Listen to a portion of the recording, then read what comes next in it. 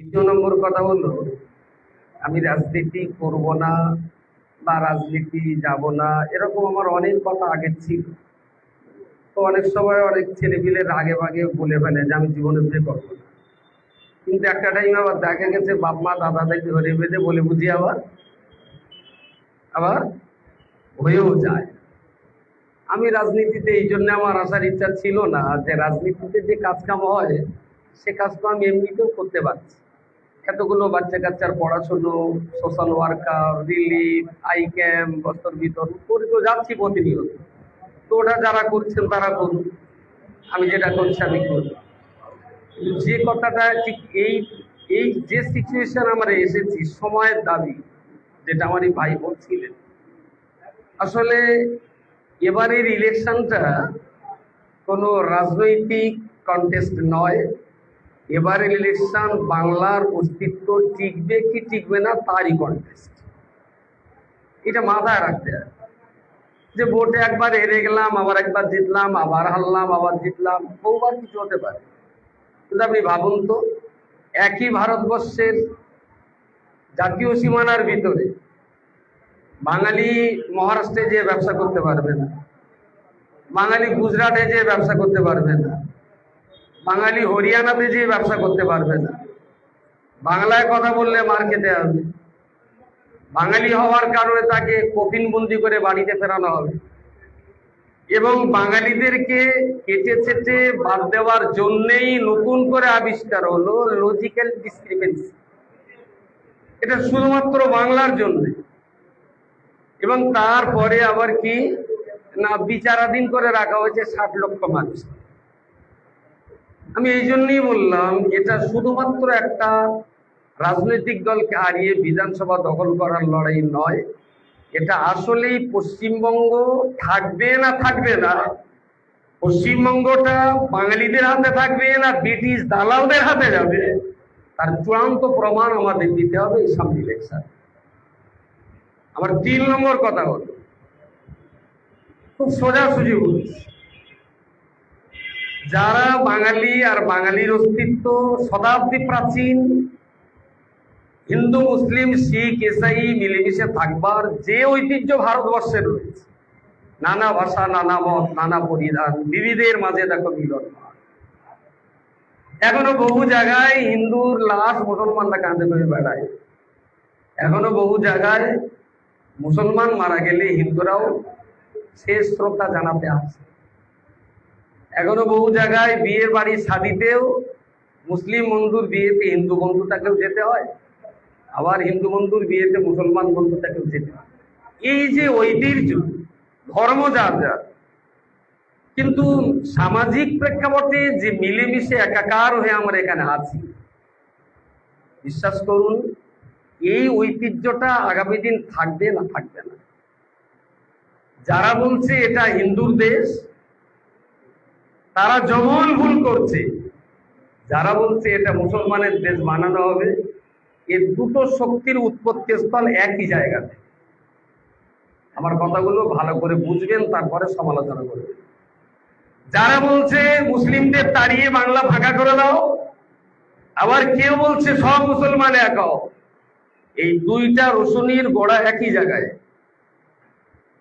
এই সরল সমীকরণটা যতদিন মুসলিমরা না বুঝতে পারবে ততদিন তারা আত্মঘাতী হামলার মাঝখানেই থাকবে। ওরা নিজেদেরকে আত্মহত্যার পথেই আছে। বিরাট বড় বড় দামি দামি লেকচার, মুসলমানদের এই করতে হবে, মুসলমানদের সেটা করতে হবে, মুসলমানদের হ্যান করতে হবে, মুসলমানদের ত্যান করতে হবে। আমি খুব স্বাভাবিকভাবে বলছি, কৃষ্ণদা রাস্তায় অ্যাক্সিডেন্ট করেছে, কৃষ্ণদার নাক কেটে গেছে, কৃষ্ণদার হাতের একটা ছোট্ট আঙুল ভেঙে গেছে, কৃষ্ণদার কানে একটা কাঁটা ফুটে গেছে, কৃষ্ণদার বুকে কোন একটা পাথর লেগে রক্ত বেরোচ্ছে। তো ভালো ডাক্তারের কাছে, যদি হেতুড়ি ডাক্তারের কাছে নিয়ে যান প্রথমেই রক্ত দেখবে, যদি আরেকটু ভালো ডাক্তার নিয়ে যান তাহলে ভাঙা জায়গাটায় আগে একটুখানি কিছু চটাফটা বেঁধে দেবে যাতে হাতটা সরে না যায়। আর যদি এফারসিএস লন্ডন ফেরত ডাক্তার হয়, এখান থেকে রক্ত গড়াবে, ওখান থেকে আঙুল ভাঙবে, এখানে রক্ত বেরোবে, সব হবে। যিনি ভালো ডাক্তার হবেন তিনি ফার্স্ট অফ অল বুকে স্টেথোস্কোপ ধরে হাতটা টিপে একবার দেখে নেবেন যে হার্টের প্যালপিটেশনটা কি আর অক্সিজেনটা কেমন যাচ্ছে। আমার কথা কি বোঝা যাচ্ছে? খুব দামি ডাক্তার যদি হয়, বাইরের কাটা পাটা রক্ত নিয়ে তার কোনো মাথার যন্ত্রণা নেই। তার যন্ত্রণা হার্ট ঠিক আছে কিনা, প্যালপিটেশন ঠিক আছে কিনা, অক্সিজেন পালসটা ঠিক আছে কিনা, এটা তিনি আগে দেখবেন। আর যদি হেতুড়ে ডাক্তার হয়, আগে নাকে কানে ওষুধ লাগাবে, ততক্ষণ হয়তো হার্ট অ্যাটাক করে রুগী মরেও যেতে পারে। আজকে বাঙালির যে দশা, আপনার কাছে অনেক নারী আছে, আপনার কান কেটে গেছে, আপনার হাতের আঙুল ভেঙে গেছে, আপনার অনেক অভিযোগ আছে যে আপনার পায়ে কাঁটা ফুটেছে, আপনার মাথায় খপ উঠেছে, কিন্তু মমতা ব্যানার্জি লড়াই করে দেখছে আপনার হার্টের প্যালপিটেশনটা ঠিক রেখে দিয়ে এই রাজ্যে আপনি বাঁচতে পারবেন। যে ডাক্তার আপনার হার্টের প্যালপিটেশন দেখে আপনাকে আগে অক্সিজেন পালসটা বাঁচাবার চেষ্টা করছেন, তার পিছনে যাবেন না, হার্টের প্যালপিটেশন দেখার যোগ্যতা নেই, নাকে আর কানে লাল ওষুধ লাগাচ্ছে, তার পিছনে ছুটবেন। হার্টের চিকিৎসা করেন, তিনি স্টেথোস্কোপ লাগিয়ে হাতটা টিপি বলে দেন হার্টের পালসের অবস্থা খারাপ আছে, এক্ষুনি অক্সিজেন লাগানো দরকার। কোনো কাউকে যদি দেখানো হয়, সে বলবে এই ডাক্তার তো রুগী দেখানো হয়েছে, ডাক্তারকে কোনো প্রমাণ নেই। কিন্তু হেতুড়ি ডাক্তার দেখাবে, নাকে কানে লাল ওষুধ দিয়ে হাতে ব্যান্ডেজ করে বরবাদ করে দেবে, পাবলিক দেখলে বলবে যে বিরাট বড় রকমের চিকিৎসা হয়েছে। যারা চিৎকার চেঁচামেচি করছেন সব হলো ফুটপাতে বসা একেবারেই খোহক ডাক্তার। যারা নামি দামি ডাক্তার হয়, তাদের চিকিৎসার লক্ষণ বাইরে খুব বেশি দেখতে হয় না, হাত দেখলে বুঝে নেয়। আপনি এখন কোন ডাক্তারের চিকিৎসা হবেন সেটা আপনার ব্যাপার। আমি দলে এসেছি, কেউ ডেকেছেন, এবং এই ভাবনা চিন্তাগুলো মাথায় নিয়েই এসেছি যে হেতুড়ি ডাক্তারের কাছে চিকিৎসা হওয়ার চেয়েও হাতে কাটা আছে, কানে কাটা ফুটেছে, বুকে একটু পাথর লেগেছে, এখানে একটা পাথর ফুটেছে, এটা কোনো দীর্ঘমেয়াদী সমস্যা নয়, এর চিকিৎসার অনেক সময় হবে। ডাক্তারের কাছে এর চিকিৎসা প্রচুর রয়েছে, কিন্তু ডাক্তার দেখছেন আগে তো রুগীটা বাঁচুক, রুগীটা যদি বাঁচানো যায় পরে চিকিৎসা করা যাবে। সেই বুড়োটার কথা বলতেই হয়। নাতনি মারা গেছেন, নানা এসেছেন, কি ব্যাপার না সাপে কামড়ে মারা গেছে। তো নানা এসে দেখলেন যে বিষাক্ত সাপটা এই জায়গাটায় কামড়েছে, ছেলেটা মারা গেছে। তো কাবানের কাপড়টা তুলে কাঁদা কাঁদা করে বললেন, নানা ভাগিস, আমার কচির চোখে কামড়াই। কথা বলা যায়, রুগী কিন্তু মারা গেছে, রুগী বেঁচে নেই, তবুও নানা বলছেন ভাগিস, আমার কচির চোখে কামড়াই। তো এই ধরনের প্রচুর নানাও আমাদের সমাজে আছে, আর এই ধরনের প্রচুর হেতুড়ে ডাক্তারও আছে।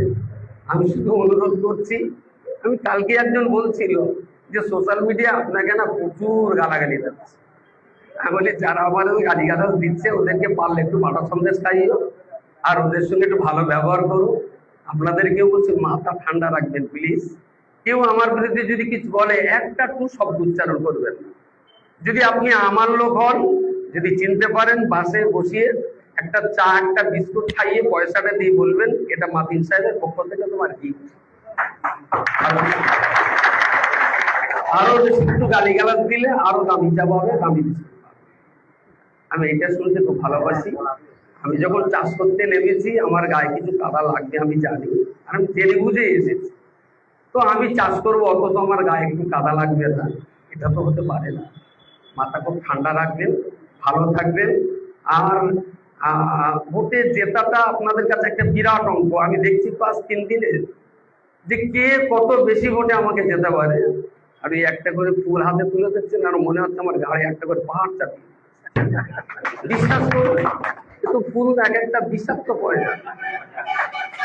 ও হাতে দেওয়া মানেই যে আমাকেও এই জুরিসডিকশনের হাড়োয়া বিধানসভার যেরাম তরতাজা ফুল হাতে তুলে দিয়েছে, এদের দাবি রয়েছে আফটার ইলেকশন এই 4.5 লক্ষ ভোটারকেও আমার ফুলের মতো তাজা রাখতে হবে।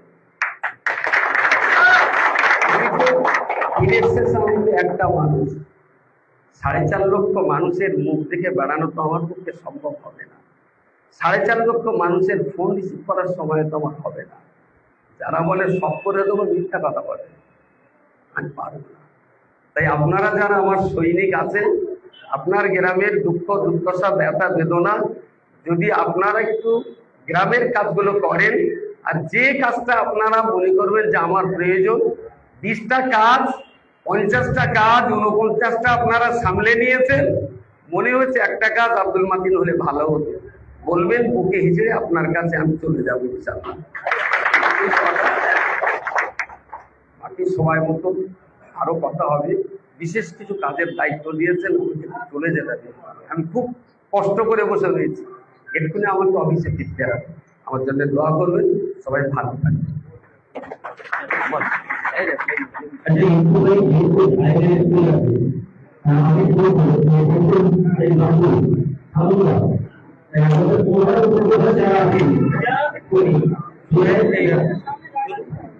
ভুলভাল হলে বলে দেবেন, আমি ভুলভাল কিছু বলে ফেললে বলে দেবেন, আমি তো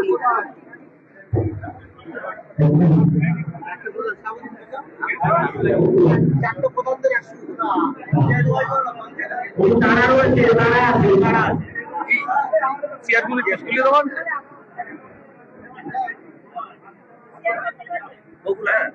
হ্যালো, গ্যাস ধর না, প্রধান কথা সব ধর, একসাথে করে দিচ্ছি। কোথায় যাদের হয়ে যাচ্ছে বা চলে যাচ্ছে, অন্যদের আসতে সাহায্য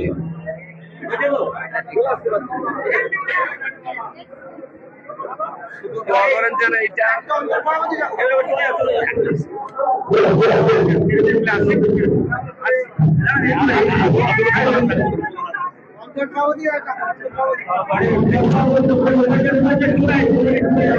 চার